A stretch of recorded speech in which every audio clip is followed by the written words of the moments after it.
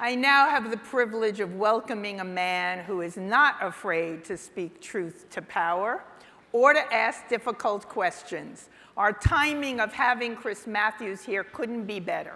He knows politics from the inside out. He worked in the US Senate as a presidential speechwriter and as an aide to the legendary Tip O'Neill. His book, Tip and the Gipper, reminds us that political rivals really could used to work together. Boy, that seems like very, very long ago. Switching to journalism in the 1980s, he covered some of the great historic events of the late 20th century: the fall of the Berlin Wall, elections in post-apartheid South Africa. His MSNBC show Hardball has been on for 20 years. I watch it regularly. But what I like best about him is he hasn't lost his enthusiasm or his faith in the electoral process and his love of democracy. We certainly could use some of that faith and love today. Hope he's going to give it to us. Please join me in welcoming Chris Matthews.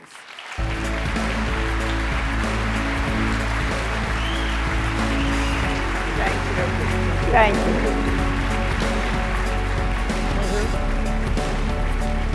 Turn that light out. Can you turn that light out, please, so I can see the people? Just kill that light, that one right there in my eyes. See that one? Can somebody kill that light? Kill it. Kill it. You're not doing it. I can't talk. When you kill the light, I'll speak. You're not. It's aimed directly at my eyeballs. How can you? That better? Well, it's better even over there. Thank you. I feel like it. You walk, I'll follow you. Okay, I'll just walk with my script. Anyway, thank you. The light's still following you. You got to talk to the director back there. Please turn it off. They're not doing it. Thank you. No, it's still on. Anyway, thank you. I can see you now. What is the problem? Thank you. It's great now. It's great. I can see your faces. I like to see faces. How many people here have no problem? And this is not a, what is a trick question? Pretend you're a focus group. All right? How many are not turned off by the word socialist? How many prefer to call themselves something else? Anyway, that's about what I thought. How many feel the burn? How many really, really like Hillary Clinton? That was a win for Hillary, except for some sort of moose sound over here. I don't know what, it was male, I think. I definitely think it was male. Get used to it, brother. Anyway, it's a great group to speak to a group that is doing something. They know what they're doing. You know, I have a real problem with our politics today, and I want to talk about it, and I've been following it forever. I want to just say a word about Nancy Reagan, who we just lost yesterday. Nancy was an amazingly tough person. I don't think a right-winger in any way. I've dealt with her of stem cell and things like that and Alzheimer's, and the way she was able to influence her husband in ending the Cold War. I think she had a big role in getting him to deal with Gorbachev, getting him to pick a moderate as his chief of staff, Jim Baker, to make that administration not a hard-right administration. And part of it was she just loved her husband and wanted to make sure he wasn't a disaster. She wanted him. She knew that a right-wing administration wasn't what the country wanted. Our country tends to go center-left or center-right. And no matter how we elect people, when they get in there, they tend to go to the center. Now, this year, I'm not sure that's going to happen. So maybe we're lucky that only one of them gets to be president. But there will be one. There will be an inauguration next January 20th, and there will be a Congress. Everybody acts like it's not going to be there. I was arguing with Bernie the other night, and he's telling me how it's really tough to get a tax through affecting anybody who buys stock, especially seniors. Everybody who buys stock for $100 is going to have to pay this tax of 50 cents. And I said, that's going to affect 401ks, it's going to affect mutual funds, it's going to affect universities and hospitals and everybody who invests in religions and charitable. Everybody's going to be upset about any equity investment you make is going to have the tax attached to it. And they always pass it on. The stockbroker's not paying that tax. Just like the guy selling you gas is not paying you the gas tax. You're paying the gas tax. That's how it works. They pass it on. So a lot of this stuff's a little bit footloose, I think, some of these arguments. Anyway, Bernie looked at me and goes, the trouble with you is you are inside the Beltway. And he draws this big circle around me with a Brooklyn accent. He goes, it's inside the Beltway. You don't understand. You don't understand. A political revolution. I said, okay, all I know is it takes 60 votes to pass the tax bill. That's all I know. And in the end, after all the talk, in the end you have 60 people in there, and people like not exactly your best friends who decide these things, and they all get reelected forever, so you got to deal with them. Whoever gets elected is going to have to deal with the 60 and the Senate side for the Supreme Court. You want to get rid of Citizens United? A great goal to get rid of it. You're going to need 5 Supreme Court justices, and that means you need 60 senators to get them through. And that's the name of the game, whether you like it or not. So you got to find a way. So I'm going to end my speech this morning by saying, I hope the voters of this country make a decision this November and pick somebody as president and give them the firepower to get done what they say they're going to do. That means a mandate. Now, I have a favorite, and by the way, the minute you want my opinion on something, just raise your hand and say, I want your opinion. Up till then, I'll try to give it to you straight. Although it's very hard to give it to you straight in this year. Nancy Reagan reminds me of something really important about the way political life used to be in this country. And I did write about it in my book, Tip and the Gipper, because it's so unusual today. When Ronald Reagan was shot, and everybody forgets what it was really like, he wasn't just grazed like in a cowboy movie. The bullet went right to his heart. And he lost enormous amounts of his blood internally. In fact, if Jerry Parr, this wonderful Secret Service agent I got to know, hadn't gotten him to George Washington University Hospital in 3 minutes from the time he was shot, he wouldn't have made it. In fact, Reagan gets out of the car and, being an old Hollywood guy, starts walking dramatically to the door of the emergency room and stops to campaign with some people. No, he really did. And then once inside the door, he collapsed. So they took care of him. And he was in terrible shape for a couple of days, but he was in good shape. In fact, one time Tip punched his arm, and he said, where'd you get that? What's going on here? You're unbelievably strong. And Reagan says, I chop wood. And Tip tried it for about 3 swings and gave up. So Nancy Reagan found out that Strom Thurmond, remember Strom Thurmond from the South, the old Seggy? And Strom, they used to call him Sperm Thurmond because he had kids in his 80s. Nothing wrong with that. It's not a bad nickname. I bet you Trump would love that nickname. Instead of small hands. I don't.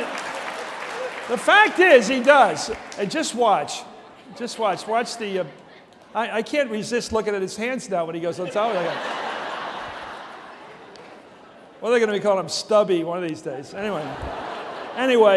So she finds out that Strom Thurmond's going in to see her husband in intensive care, and she goes, to make sure that doesn't happen again, so she tells Jim Baker, the chief of staff, they tell Max Friedersdorf, who's head of congressional relations, keep everybody out, no VIP treatment, nobody walked through the door, blustered their way past the Secret Service. And then about 3 or 4 days later, Reagan rallies, he's in incredible shape, but he's better than he was at least, he's not going to die. And she said, and this is how things were done in the old days, she said, make sure that Tip O'Neill's the first guy to go in. Isn't that interesting? Make sure the leader of the opposition is the first guy to see him. People don't think like that anymore about civility and keeping our country together. And so Tip goes in to see him, and he couldn't believe what bad shape he was in. He goes over, kneels down next to Reagan, holds his hands, kisses him on the forehead, and they pray the 23rd Psalm together. Interesting, huh? More than interesting. Profound. And I think about that as a moment I've always treasured because it shows that we're on it together ultimately, even when we disagree on everything. And what they did, these two guys, is what we really need today, is when you come down to a crisis or an urgent situation, deal with it. Don't kick the can down the road. We've been kicking immigration down the road so long. Just can't do it. There's a solution. They have it in the Senate side with the 12 Republicans. It made sense. It dealt with the people who have been here for years. And it also created a system that discouraged illegal hiring, which is really the reason for all this. And made it you have to come in here with paper. You have to deal with these situations. Instead of just pretending the problem's going to go away and people are going to stop getting angry about it. People are going to be angry about it for as long as we live. The question is, how do you have a reasonable immigration policy which you enforce, but also is humane? We got to grow up as a country and stop acting like we're high school kids and think about it. Anyway. So back then when we had the Social Security crisis, and both sides had their alternatives, of course, the Republicans wanted to cut benefits. You know, slow down the COLAs a quarter or two. That's always an easy answer for Republicans. Slow down the COLAs, that's only a couple of quarters, people can live with it. But if you're living on $1,000 a month, it's not so easy to just say, oh, I can live without the cost of living. It means a lot to you. People wait for that check on Wednesday. And secondly, and the Democrats always want to go with higher taxes. They want to tax the upper income people so that other people get a better break. So you have to compromise, and guess what they did? And the great thing is that numbers allow you to compromise. 7 and 9. Let me think. How do we do that one? 7 and 9. You say 7, I say 9. That's a tricky one. 8. And then you move on and argue about it the next day and fix it again the next. You move on. You fix problems and you move on. You try to get it right if you want to get it right. Some people don't. Some people like government shutdowns. They like to raise hell. They like Michigas. That means disaster. Is everybody a WASP here? Anyway, they got things done. And when the Cold War came to a time, and Tip and Bob Michael, the Republican leader, you won't believe this, went over to see Gorbachev first and told Gorbachev, you're dealing with one person in our country, Ronald Reagan. No separate deals with the Congress. And by the way, Reagan does want to reduce nuclear weapons. He's serious. And they knew it, and so it happened. The end of the Cold War. Things can happen. Good things can happen. So I want to talk about what I've been trying to figure out in this election. This is a great room, by the way. And anybody win last night? Okay, let's see the hands of the people. I want to share why this place is so big and beautiful. How many hands actually came out ahead last night? Okay. How many came out behind? Well, that's not so bad. You've solved your health problems here. The addiction is not in this room, at least. I mean, I remember the old joke about Shecky Green, the nightclub comic. By the way, he's in great shape. He's cleaned up his act. I met him with Larry King the other day. We were talking about Shecky Green. The guy says, I'm Shecky Green. This guy looks great. Anyway, Shecky Green was an alcoholic and a gambling addict.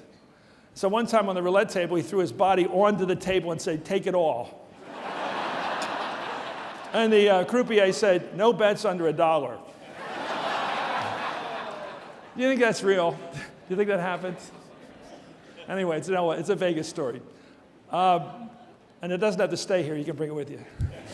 Let's talk about the politics I've covered. I've been watching politics since 1952. I was a kid. I was in a movie theater. I don't know if you guys grew up in a big city. And the way you grew up in a big city is your parents would take you downtown to the movies. So it's a big theater downtown. And sometimes you just went to the movies. TV hadn't really gotten started. We didn't have a TV yet. And so you went to the movies once or twice a week if you had some money. And it wasn't much money. Jack Kennedy used to go to the movies a couple times a week. It was 50 cents or something. Movies were TV in those days. And newsreels were big. Newsreels are how you got the news. Before the camel caravan of the news started on CBS, there was that with John Cameron Swayze, one of them, as NBC. You basically had newsreels. So I was watching this newsreel with my dad, and he's sitting right here. I'll never forget it. And I see this very impressive-looking military officer getting off a plane, or getting on a plane. I don't know what it was. And I said to Dad, is that the president? He says, nobody will be. And that was Dwight Eisenhower. Dwight Eisenhower was brought back by what was then the Republican establishment, that's the big word today, establishment, so that the party would not go too far right and lose yet another election. They'd lost elections for 20 years to Roosevelt and Truman. They had said, we're not going to lose any more stupid elections. We're going to actually win this one. And so people, led by Henry Cabot Lodge of Massachusetts, went over to see Eisenhower in Paris, where NATO was headquarters in those days, and convinced Eisenhower first said, no, I'm not interested. A lot of people thought Eisenhower was a Democrat. We couldn't figure it out. I wasn't a we then, but a lot of people were trying to figure it out. Finally, after a couple times over to see Eisenhower, he convinced him to at least let them put his name on the ticket in New Hampshire. And without ever coming back from NATO, Eisenhower won a big election in New Hampshire, and then went on to win a lot of big primaries, and finally came back and said, okay, I'll run now. And he goes to the convention. and won. Beat Robert Taft, the old Mr. Conservative, and saved the Republican Party for 8 years. It was a pretty popular president. He did the interstate highway system. He did HEW. He did a lot of pretty good things. And most importantly to me, he kept us out of wars. He didn't go into the Suez campaign. He didn't go into Indochina in '54. He didn't have to prove his manhood to anybody. He had beaten Hitler in Europe, had received the Nazi surrender, and had nothing to prove. I love presidents like that. Anyway, because in that year, just to tell you how things have changed, before the primaries really ran the show, before primaries mattered, Adlai Stevenson was governor of Illinois, and a popular governor, and he spoke like Ronald Colman. He had an almost English accent. Everybody looked up to him. Everybody thought he was called an egghead because he seemed, by the way, he never really read any books, but he really looked and sounded smart. So Kennedy was much better read. Anyway, so he went to see Truman at Blair House because they were rehabbing the White House. And Truman offered him the presidency. He said, I'm not going to run again. I haven't told anybody yet, but I want you to be the nominee of the party. And the Democrats, especially the ones that weren't that classy, who were regular people like Truman, were always looking up for the intellectuals, the guys that had gone to the University of Chicago or people like that. They'd love to put them up for office. In fact, Democrats loved the Roosevelts. They had all the old money class and everything. And he tried to get him run. Stevenson, in classic fashion, said, no, I'd rather not. He turned him down. He went to see him again. He turned he turned down Truman again. But around the convention time in Chicago, Adlai Stevenson got interested. And he gave a speech welcoming the delegates to Illinois as governor. And they liked his speech so much, they nominated him. No primaries. He hadn't lifted a finger. Estes Kefauver won all the primaries. So that's how times have changed. Of course, by 1960, we had the greatest presidential election, I believe, in history, between Nixon and Kennedy, two incredibly smart young guys. Everybody voted. Everybody voted, even some dead people in Chicago. It was such a good election that they just come up, can't miss this one. And they actually came out, and dead people, it's on the records. How can you can't deny it. Their names are on the ballot, so they did show up. And in Texas, I think cows voted. But that was an interesting election. But Nixon showed some class and said, I'll let it go, and Kennedy won. And then we had '64, we had Goldwater, who a lot of us young kids like me and my buddy Hillary Clinton, actually we agreed on this one. We were all libertarians then. We liked Goldwater because he was going to get the government off our back and leave us alone. When you're young, that sounds really good. I want to ride my motorcycle. I don't want to wear a helmet. I want all the fun in life. Leave me alone. You don't have to have any worries in the world like Social Security or things like that because you're never going to be old, ever. So he said, extremism in defense of liberty is no vice. Moderation in the defense of freedom is no virtue. He carried Arizona, where he was from, and a couple of deep South segregationist states. He got blown away. In 1972, the Democrats did the same thing. They ran McGovern on the left. McGovern promised $1,000 to everybody or something. They really made him look stupid. And McGovern, he had a problem with his accent, too. He talked like Liberace, but that was a small problem. He had real problems. He carried Massachusetts. That's what he carried. And D.C., of course. And then we ran Mondale. I let it get out. I let it get out. We ran Mondale. He said, nobody wants to say they'll raise taxes. I just did. He carried Minnesota. So, if it was you, he would have been president. And so along the time, this isn't the first time we've had presidential candidates make statements that basically have blown them away and cost them the election. We've not had all close elections. We haven't had many Gore versus Bush, where actually Gore won, but we haven't had many elections like that. Gore won the most votes, that's for sure. And Florida is always going to be tricky. In Florida, they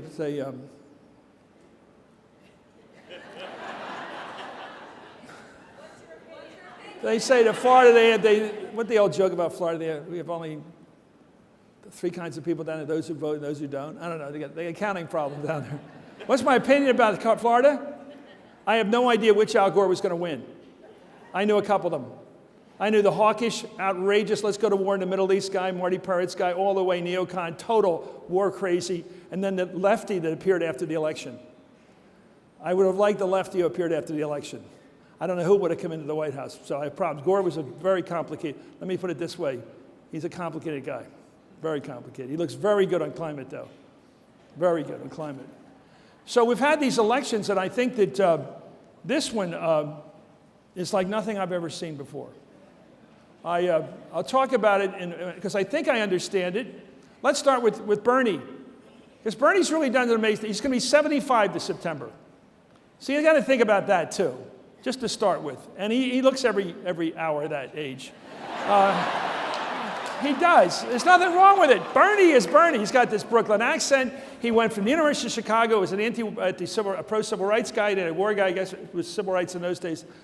And then he goes out to, he goes from Brooklyn to Chicago, University of Chicago, was very sophisticated and liberal, to Vermont. He's never really been in the other part of the country. This has been almost a clean delivery of the mind from high school without any interruptions, right to Ben and Jerry's country.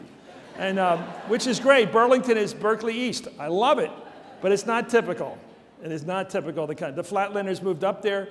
He ran as a socialist about 100 times. Finally got elected mayor. Then he got elected Congress. There's one seat up there. It's a small. I think the state's smaller than a congressional district, and it's fine. It's fine. And he's done that without ever having to change his tune. Howard Dean, my friend, told me he's been giving this speech for 50 years, which is nothing wrong with it. It's a vaudeville act. It works. The kids come along now, and something changed. Finally, Bernie, like most ideologues like Reagan, figure out you got to sell it. So what you do is you sell something that people want. Now, if you're a kid who's 22 and you've been piling up debt, my daughter-in-law's a lawyer, great, she'll be fine. She works for Disney now. She's going to be a great lawyer. She went to Penn, and she switched to NYU to be with my son, who was at NYU in film school, which may not be as lucrative as law school. But that's all right. They're together. And so kids, all of a sudden, what's your experience with the word capitalism? Well, at the age of 20 or 22, your experience with capitalism is you owe $50,000 to $100,000 already. And if you want to go to grad school or professional school, it's going to be a lot more than that. So you probably will put off doing that because you just can't see paying 8% for this incredible principle, which you know is going to grow. And so when you hear the word capitalism, you think, I'm a debtor in this system. I'm not a young entrepreneur starting a startup somewhere who may want to raise money through the equity markets. No, I'm looking at the equity markets from the other end, the wrong end. I'm a debtor. So it wasn't hard for Bernie to walk into a group of college kids, university students, and say, look, free. It's going to be free. That's a hell of a deal. Free. I don't know how you beat that deal. You're going to Berkeley? Free. You're going to go to Madison? Free. Ann Arbor? Free. University of New Hampshire, Foothill College, free. This is a deal, such a deal. So it's smart. He also says that he's going to basically health care for life, so you don't have to go get a job because you're always going to have health care. That's a pretty good deal, too. You don't have to go get a job to get health care. You're going to get it free for life. It's a right because somebody's going to go to med school and go to pay all their bills. They're going to do all that so that you can have them as a doctor. And I guess they're working free, too. I don't know, but I'm not sure how the math works of all this stuff. But it's a good deal. He's a smart showman. And he does the gestures, and I'm just in the Beltway, and I don't get it, and I'm not a revolutionary like he is. But I asked him, if you don't get Citizens United changed, if you don't get 5 Supreme Court justices, because you can't get 60 senators, roll it back, how can you do anything? Because all of what you're talking about, and it's wonderful to a lot of young kids, especially, and people who have problems making ends meet, I understand the appeal of that system. It's how it's going to work out in real life. I was at the Berlin Wall when it came down. You know why communism failed? Not because they didn't like the idea of socialism. It was always a pretty good idea. You don't kill yourself. You work pretty hard. You work 40 or 50 hours a week, but you don't kill yourself trying to beat the guy next to you. And you basically live okay. You're not going to be a zillionaire, but live okay. And you get to go to really good opera and theater. The communists were good with that stuff. You'd wait in line for your car, 18 months. And the car was ugly and disgusting and smelled with incredible pollution, a Trabant. And you couldn't travel anywhere. And this is where it got real communist. They told me these stories, and these were the good communists, like factory managers and high school principals. They said, I can't travel anywhere. My currency's useless. And Eastmark's a joke. We can't even go into a hotel. They won't accept our currency. We can't travel anywhere on vacation because the only 2 countries that will take our currency are Hungary and Poland. That's it. That's your vacation options. Where would you like to go, Hungary or Poland? And then when you're waiting in line with your useless currency, they said a backpacker would come along, and that would be a guy, a robust West German guy look like I'd been eating well, with high socks on and short pants. And this guy goes, and they come on up, you got real currency. So even their own airlines wanted those guys. So the system was cheating the very people in it. As somebody said, I think Peggy Noon the other day, the trouble with socialism, the elites tend to have sticky fingers. The people at the top running a socialist system take advantage of it. They just do. So much for that. But Bernie's got a good argument, and he's won a number of, he does very well in campuses and very well in caucuses. He just won a couple, Kansas, Nebraska again, a couple days ago. He's going to do very well in all the caucuses because when people show up, it's just like, I think they're the same people that showed up at the anti-war rallies when I was at them. They're the same people, okay? Not their kids or grandkids, the same people. And they show up, and they vote, and they have passion, and they believe in change, and they believe in structural change. And I'm not knocking it, but it's not the majority opinion in the Democratic Party. Most Democrats are unhyphenated Democrats. African Americans are unhyphenated Democrats. They don't have I'm not a neocon, neoliberal, I'm a Democrat. And the reason is it's the basics, and now health care is one of them. Basics. And I think that's a big development. And if you ask a Democrat why they're a Democrat, they do want Obamacare to work, they want Obama to succeed, and they do want a little more effort in expanding that beyond the percentage, 80 or some percent now being covered. They want everybody covered. But they want the system to keep evolving, as we have done in this country. Democracy has always, I always say progressives end up winning the arguments. If you look at all the arguments going back to the Civil War, the suffrage, all the good causes end up winning. They do. Civil rights, you end up winning. It just takes so long sometimes. But if you look at the fights, the right wing ends up losing most of the time, except when guns. They win on guns. I heard the other day, a guy says, why do you need guns? I need to own guns so when they come to collect them, I can fight them.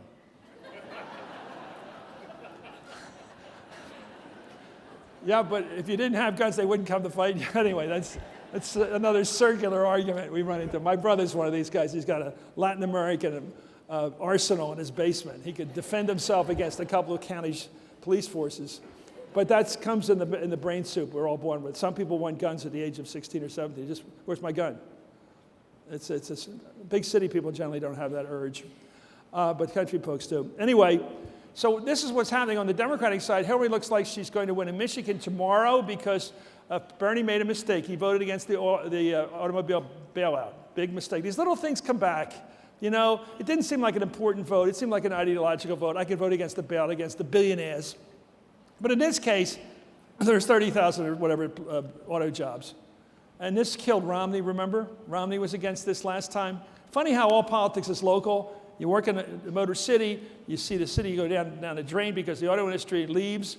And if somebody votes to have it leave faster, you don't tend to vote for them. So this is going to come down to a pretty pragmatic fight between Hillary, who's getting very good on tactics, getting very good on argument and the practicalities of politics. I would work on a couple technical things with her, but I think she can fix them. There's a funny thing about her when you give speeches. Trump knows how to do this, which you speak, the audience responds, and you bask in it like he does. He basks in it. That's right. That's good. He feels the love.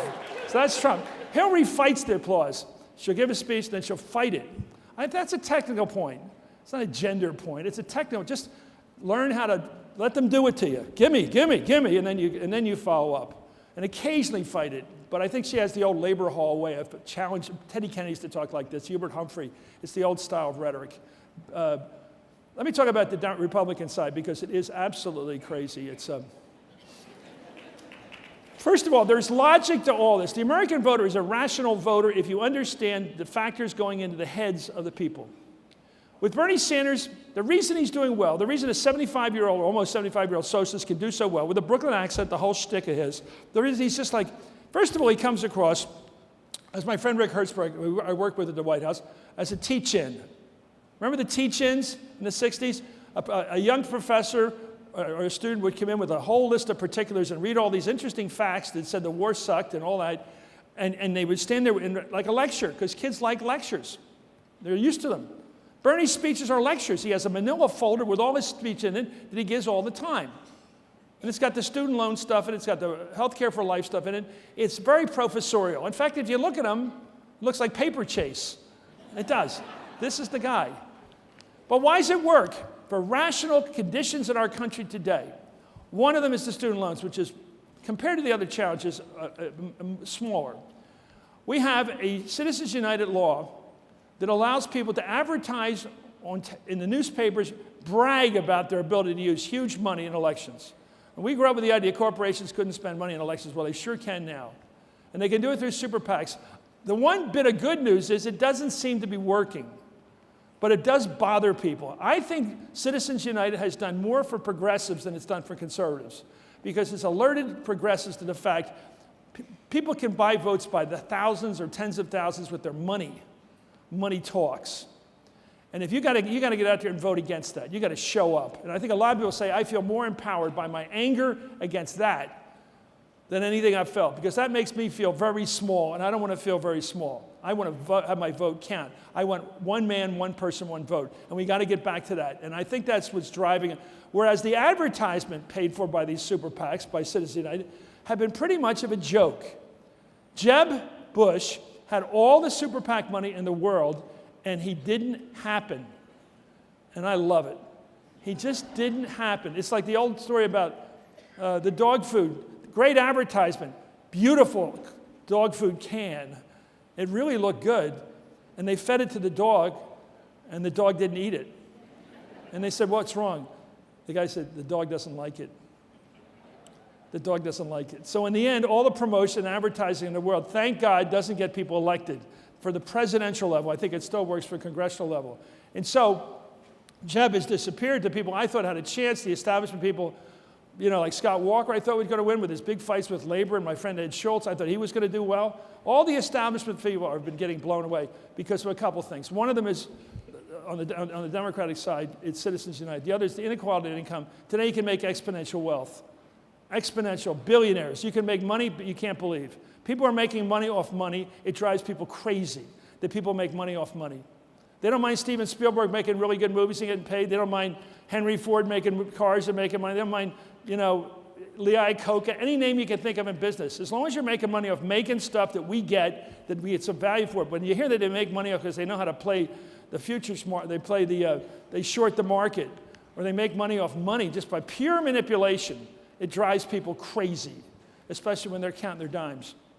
And so I think that's a big part. Inequality, I think the Citizens United and the student loan, these all came together for Bernie in a situation where people don't think the regular solutions will work. The Republican side, Donald Trump. Well, Donald Trump's probably going to win Michigan tomorrow. He's already won 10 states. He's won in every part of the country, the Deep South especially, the old Cotton South, large African-American population, which we got to think about why that helps him. I think it does. He's being challenged in the Bible Belt in the middle by Cruz, by people who are real haters. And they like Cruz, which is, to me, the one thing I do not understand in politics is looking at Cruz and say, well, anybody would want to know or see him again. But they do, because they're very religious, they're very fundamentalist, and they're very angry at the way things are in our country. They don't like the abortion situation, they don't like same-sex. They are so angry about that, they'd vote for him. Trump is a mixed bag of stuff. And if you don't understand it, people say I don't understand it. Well, I think you got to figure out this guy because he could be the nominee. First of all, Trump is very good at interaction with an audience. He listens with his tongue. He will spot somebody in the audience and go, am I right? Am I right? Yeah, I'm right. Yeah, that guy agrees with me. Other people like Hillary don't know how to do that. Bill Clinton couldn't do that. Interactive with the audience. Personal interaction. I've seen him. He is so good. The shtick, the entertainment. He's a funny guy. And he's smart. He's very smart. He also does evil things. Very evil things. And I have to keep reminding myself when I'm laughing at his outrageous stuff because it's like the kid in school talking back to the teacher. We all, oh, this is great. The kid was asking the teacher, oh, I can't believe this is so great. It's like that with Trump. Nobody talks like this. Nobody says, little Marco. And poor little Marco could only come back, okay, Big Donald. Wonder who won that one. Little Marco is pretty good because it's terrible. And it works. I mean, it's just physical. Big ears. Big ears. That's how, Marco's got big ears. That's what Trump said. You don't believe me, sir? I'm sorry. I'm interacting with you. It's true. That's what this has become. Big ears, little hands, sweat, making fun of the other guy sweating. It's absurd, but I watch it. I don't know. It's reality TV. Unfortunately, we live on a reality planet, and it's not helping. So what's Trump doing well? Trump appealed to, race, don't forget race. With him, it started with race. I'm not going to say it's all that, because that's a stupid thing to say. I don't think the country's racist as much as he's successful. His success goes well beyond it, but race was a big thing from day one. Because remember how he started. And I fought him on this. He doesn't want to talk about it. He doesn't want to talk to me about it. He said the President of the United States was born in Kenya. Okay, you could argue about the intellectual logic of that, but if you do, you have to think through it. You can't just make an outrageous statement like that.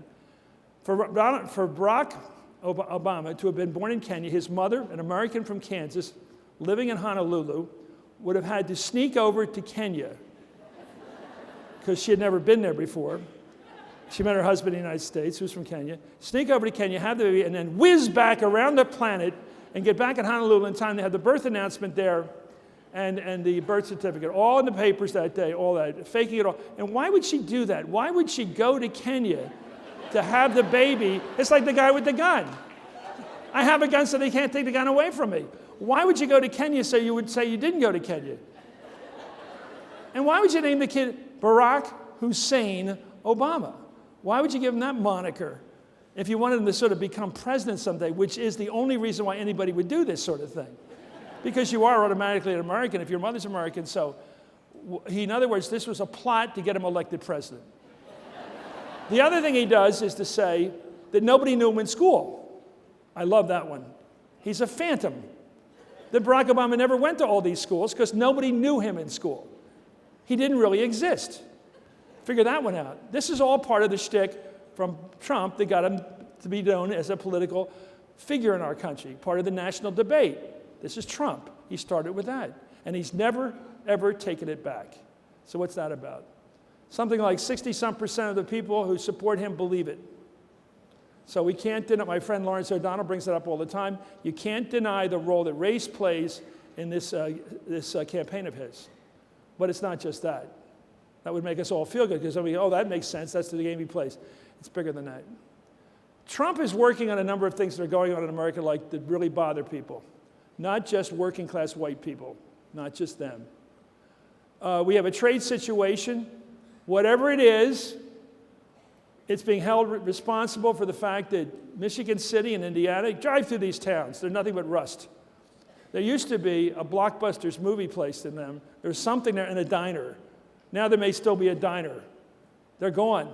So we've been hollowed out. North Philadelphia, where I grew up, it's gone. Used to be all factories along the river. It's gone. All the jobs that people had growing up have disappeared. My uncle Charlie, my grandpa all worked at factories, at Boeing and the Heinz plants and all these places in Philly, Bud plants. You could go coming out of high school and make a really good living and provide for a family. If your wife didn't want to work in those days, she has to work. You remember those old phrases? But if you didn't want to work, you stayed home. The kid could still go to a good college. It was all there. It was a hell of a good life after World War II. And a lot of people would like to go back to that. A real working guy job. You come home sweaty, have a beer, have a cigarette, watch some TV, play golf on Saturday, bowl on Friday night, play cards all night. This is my dad. Play cards all night. They liked that life. In fact, it was a good life. And people say, what happened to that? Who cashed that away? So trade. Immigration, people don't understand it. Why do we have a border? We don't. Every other country seems to have a border. Why don't we have one? Why are people getting hired illegally at cheap rates? Why is business able to exploit that? Why is that going on? So the best jobs are going to China. The worst jobs are going to illegal immigrants. What else bugs people? The war. Now, this isn't consistent with most Republican thinking. Most Republicans say they're hawks, but most Republican voters, I think, are not hawks. They go along with the neocons, the intellectuals who write the newspaper columns all the time. They never fight wars either. It's easier to write a newspaper column than it is to fight in a war. So you got a lot of hawks in the paper. And a lot of Republicans, why did we get dragged into that stupid Iraq war? What did that do for us? What imbecile took us into that war? Oh, yeah, I voted for him, yeah. Anyway, Trump's running against that. So you take working class white family with a kid or maybe the voter, He's been through 4 deployments, redeployments. It's called the backdoor draft. You just keep being hauled back in. You're the one getting brain damage and everything else, all these wars and post-traumatic stress syndrome and all that stuff. Your family's getting hit with that. So you don't like the trade, you don't like the immigration, you don't like the wars, and you go, wait a minute, I'm not actually a Republican, I'm for Trump. So that's what he's working on, serious issues that affect the country that the Democratic establishment and the Republican establishment have not addressed. And so Trump is going to make noise. I think next week, I think he's going to beat Rubio in Florida like a drum. And he's going to beat him because Rubio hasn't shown up for work this year. And I would kill him. This is just tactics, of course, but I love it. You gave him one job, voters of Florida, and he didn't show up. You going to give him a bigger one? I think you could kill him. And we also have Michigan tomorrow. We got Ohio next week. I think the guy I do like in the race, because I've known him for 40 years, is Kasich. I think Kasich can do well in Ohio, although Trump may beat him. So Rubio, I think he's fading out because I think he's a front man for the neocons. It doesn't bother me. He goes away. He's been singing to Sheldon Adelson out here for the last 6 months, trying to win his love, and he hasn't won his love yet. So there's something weird going on there. I can't figure out. Apparently, Mrs. Sheldon Adelson, who owns these casinos out here, believes she likes Cruz better. So maybe there's a family thing going on there. You heard it here. This is what matters, apparently, in politics today. So what's happening? You've got a campaign that looks like it's going to come down to, here's what's going to happen to the Republican Party. If you're a Democrat, you're going to enjoy this one. The Republican Party, I don't know, really exists anymore. I think it was a party that believed in free enterprise, less government, reduced taxes, just less government, basically. Very skeptical, a little more hawkish, too much more hawkish than the Democrats, but basically with a pretty conservative view of things, not crazy. Somewhere between, Eisenhower and Reagan. And Reagan ended up being a pretty moderate president. So I don't think it's a crazy party, or I think it's a racist party, but I think that Trump has found those elements in the party that are very angry and are willing to vote for him. And his opponents have been weak. Jeb Bush is not a politician. Rand Paul didn't look like a president to me. Rubio looks like a kid. These opponents are not serious business. I thought Scott Walker, again, nothing. Jindal wasn't anything. Rick Perry wasn't anything. This was a weak set of opponents. Cruz is very powerful because he's against everything. He wants to shut down everything. He's Samson in the temple. Bring it down. And I think that appeals to a lot of people to the right of Trump. Here's the big Republican thing to watch for. First of all, I think Hillary's going to win the nomination. I think she'll win it. I think she'll lose a couple. She'll lose some caucuses, but she's going to win this thing because she's sound. She's not exciting, but she's sound, and people know her. Bill's playing a very reduced role in this campaign, which I find interesting. Very reduced role. I think he doesn't look good, and I think he's just not. Bernie's a better politician today than Bill Clinton. Isn't that interesting? Isn't that interesting? Who would have thought? And he's 75 this September. Get past that, and you get to the Republican convention. It's going to be unbelievable. It's in Cleveland this year. By the way, the Democrats are coming to Philly, which is fabulous, where it all began. I'm going to love that. But Cleveland's going to be a madhouse. Because if Trump wins the nomination, which he could, because he could get, they have winner-take-all primaries starting next week, next Tuesday. He could win enough primaries with winner-take-all to actually get a majority of the vote going into Cleveland. In that case, there'll be walkouts like you haven't seen. They're already started from the people who just can't stand it, like Lindsey Graham was already trying to organize that kind of thing, and Sass from Nebraska and those kind of people already doing it. And that'll be like 64 with Goldwater. If Trump has to fight for the nomination because he's short of the majority coming in, that'll be interesting too, although I think he can buy the other votes he needs. He's a deal maker. He'll go to somebody like Kasich and say, you back me, you throw your delegates to me, we'll get a majority. He may even have to go, God help us, go to Cruz and do that deal. But all the other guys have a basic faith. Nobody's going to get nominated for president who came in worse than him in the primaries. They can't give it to somebody who came in second or third after Trump beats them. So those people have an advantage in cutting a deal for vice president if they want it. And so most likely Kasich, I think Trump should be able to scramble together delegates. If he doesn't get the nomination, if they go to somebody like Paul Ryan out of some incredible throwback into history of 60-some years ago, if they tell people that all their votes in the primaries don't matter, that they're going to pick somebody themselves, the Republican Party's finished. I don't think the American people will back somebody who's not even fought in the primaries. We are used to picking our presidents. in the primaries.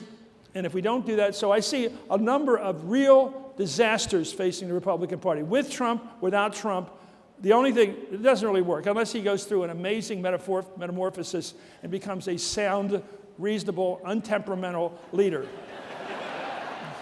And he still seems like Frank Sinatra to me, like anybody can get into a barroom fight with him. Like, you never ever think about Sinatra, anybody gave him trouble, he'd still fight him.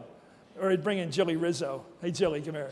You know, but he wasn't the kind of guy I let it go. You know, the guy yells up at a bar, he looks at it and fights with him. That's what Trump is. So I think that's going to be hell to pay. Hillary Clinton against Trump in a general election, it's going to be something. 3 national debates, we got to watch them, right? These are going to be great debates. This is going to be, who was the guy that fought Billie Jean King? Years ago. Riggs. Yeah. So it's going to be like one of those crazy mismatches, but Hillary Clinton will take care of herself. It's going to be an interesting election in the end. The country tends to be sane in the end. I have confidence in it. I just hope that when it all comes together next January 20th and we look around and see who just took the oath of office and look who we have in the Congress and tell them to work with each other. That's the number one thing. And I think I've been with every possible audience in these campaigns. The American people are not that hard to satisfy. I've been with minority audiences in North Philly, tough neighborhood. And you know what gets the big applause? Everybody get together. Equality, true equality. That's all anybody wants. Just true equality. True equality. And true togetherness. That's what people want.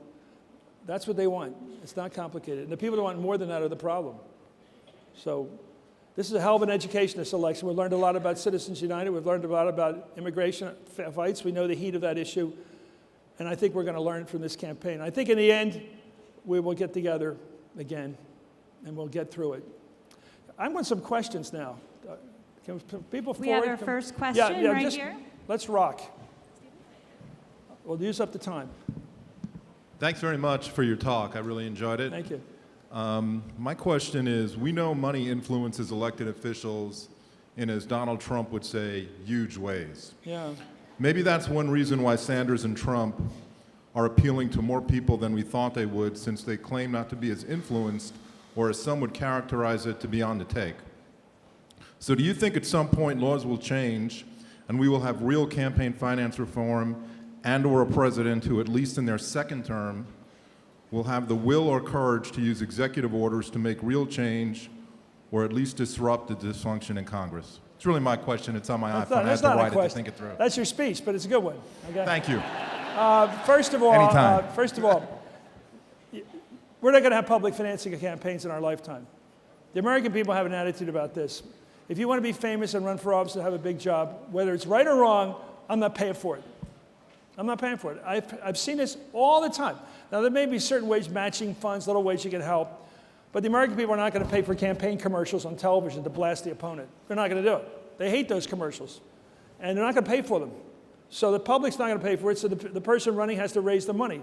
Bernie's doing it the right way, a lot of little people. My wife's running for Congress, raises money all the time. That's all she does, a lot of her time. It's just raising money, raising money, raising money. It's the system. But you can't be relying on some big name people because they will be in charge of you. And that's a fact. If you've given big money to a politician and your lobbyist calls and says he wants to meet with that senator, they get the meeting. They get the meeting. You know why? Not out of gratitude, out of recognition there's another campaign coming next time. See? It's never about a payoff. It's a payoff in anticipation of what they want next time. So you're right. I think you got to change Citizens United. And going back to what we grew up with, corporations can't spend money, and there ought to be some limits. But Bernie's right, small contributors. Trump's right in his own rough way. I'll pay for this. You know, people do like that. They like the fact that he's a billionaire who's willing to pay for it. You may not like it, but at least he makes the claim he doesn't know some casino operator besides himself if he gets elected. Thank you. Yes, sir. Next question here. Thank you. Thanks for your comments today, Chris. Wondering if you think there's any chance the Senate will act on President Obama's nominee for the Supreme Court when he puts one forward? No. And if not, what the impact will be on the election, the It's presidential huge. election? It's unbelievable. think of the issues that are before the Supreme Court right now. The Texas case on abortion rights, where they're going to reduce the number of clinics from 40 to 10. 10 in the entire state. I would call that an undue burden under Roe v. Wade. That's an undue burden. I mean, you may oppose abortion, but it's legal. And if it's legal, it should be doable. Simple. It's not complicated. And so that's, I think it matters to women and people who care about women, care about the issue of freedom. I think that does matter. I think same-sex, the idea they're going to repeal that, well, thank God for Anthony Kennedy. He's there. I don't think they'll repeal it anyway. You're not going backwards on that one. But I do think issues like Citizens United, these are profound decisions. I think the Heller case on guns. I mean, everybody knows when we grew up in cowboy movies in Dodge City, you had to check your gun at the gate, at the city limits. I mean, we were used to setting, everybody can't walk around carrying a bazooka, but these gun guys insist, my wife's been in the hotel business, they insist that you have open carry or they won't have their convention at their hotel. Open carry, walking around with guns in bars. I think people are crazy. Crazy at midnight, make sure everybody's drunk and armed. It's crazy. You know, the Second Amendment got written, who knows what the intent was. It had something to do with militias, and then they said, well, don't count on that. Don't ignore that part. And by the way, maybe everybody should be allowed to carry, original intent, a musket.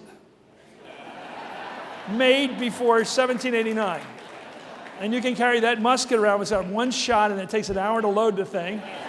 And it's somewhere hid somewhere over there. Maybe that's the gun, the arms you're allowed to carry. That arm, not a repeating a banana full of bullets that shoots automatically. Anyway, we did outlaw Tommy guns. I don't know why we could do that in the 30s. You remember, the Tommy guns were outlawed because the mobs were all using them. The gangsters were using them. How can that happen? Because they said it's crazy to let people walk around with machine guns. So we did have, That's the way it is. Will they do it? The answer is no. They're not going to have a Supreme Court nominee confirmed because Mitch McConnell has decided they're not even going to meet the person. And I think the president has to pick the right person. If I were him, I'd pick somebody really good. I'd pick somebody who's read everything they've written, all their philosophy. No surprises here. And then put them on the Sunday shows. And then parade him around all the law schools in the country.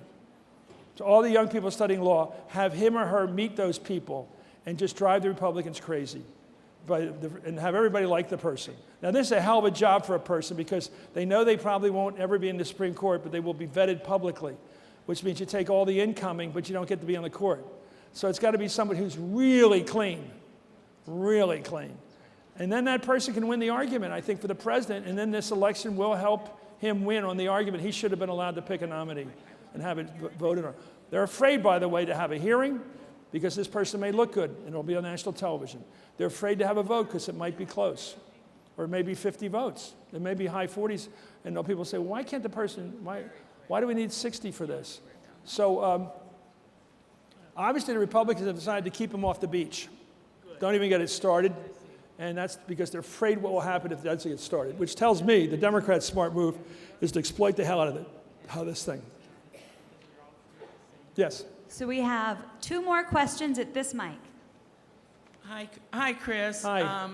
It's been a pleasure to listen to you, but we're an audience of mental health advocates, and I'm a big advocate. And my request is that you don't use the word crazy. Okay. So, give me a better word for Trump. we could have symptoms. Come on. Are you? We could say he's a little out of it, or we could say something like that. But I can say Trump's a little out of it, huh? Right, but we don't want to. We could just say, acting out. How about clown car? Wait a minute. Can I say clown car? Chris. No. Can I Chris, say clown hang car? on. Chris, How hang many on. words you got I can't use? Hey, Chris. Listen, Chris. Listen. As an advocate in the mental health community, one of the things that we don't want to keep using that word crazy, because when I was sick, I was not crazy, I was sick. Good for you. So when you use it together, those kind of put the words together. Yeah. So we're not crazy, we're sick. You wouldn't call somebody with cancer crazy. You would call... Okay, I got you. Let me tell you why I use it. I wouldn't say that someone who had mental illness was crazy, but I will say that some politicians are. Okay?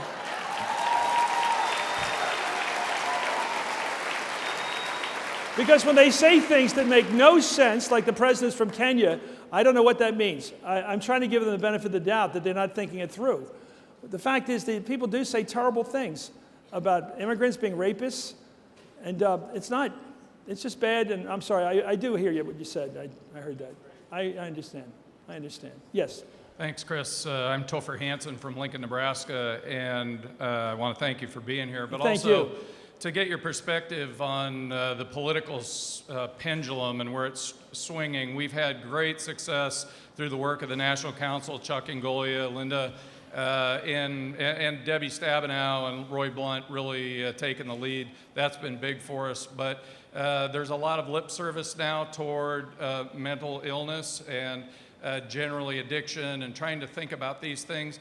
But where is the political pendulum swinging?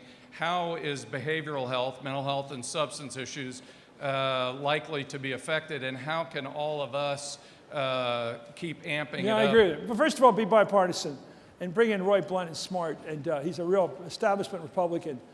And I do think that some of these issues, like Alzheimer's, which I'm familiar with because of my mom, it's one reason I got to know Nancy Reagan, because those experiences are so classic.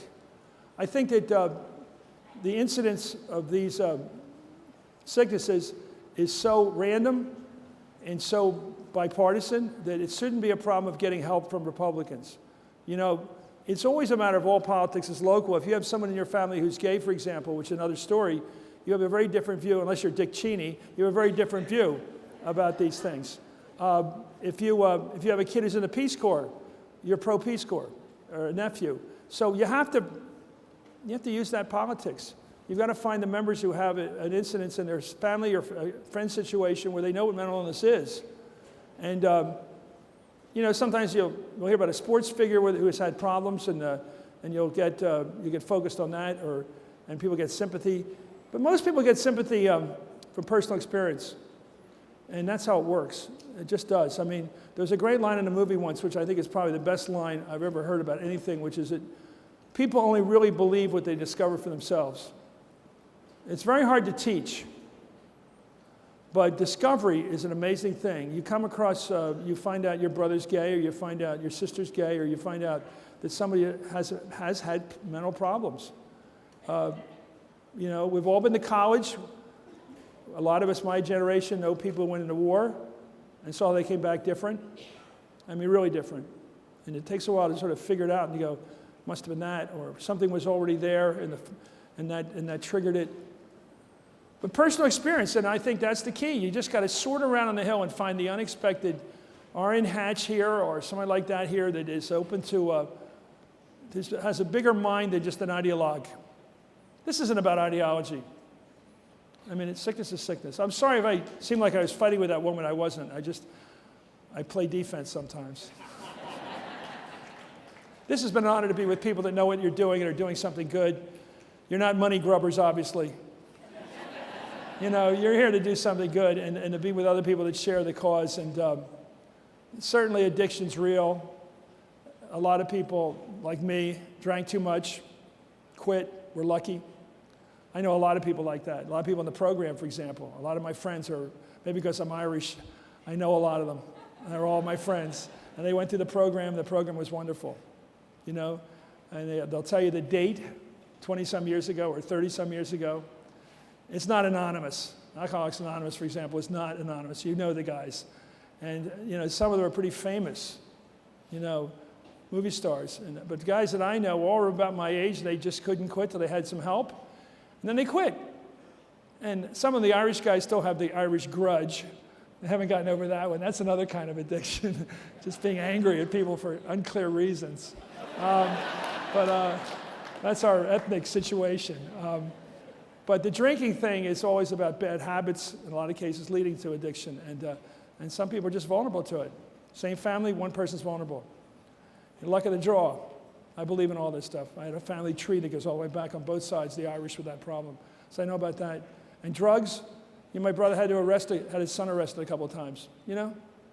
Once you get in that situation, in that syndrome where somebody's feeding the drugs to the kid, you hate the drug dealer, you hate him. You do. And you don't know how to deal with your kid except to be a policeman. It's horrible. And we have heroin now everywhere up there, everywhere. And so you're at the front lines of this baby, and it's an honor to be with you all. Thank you. Thank you.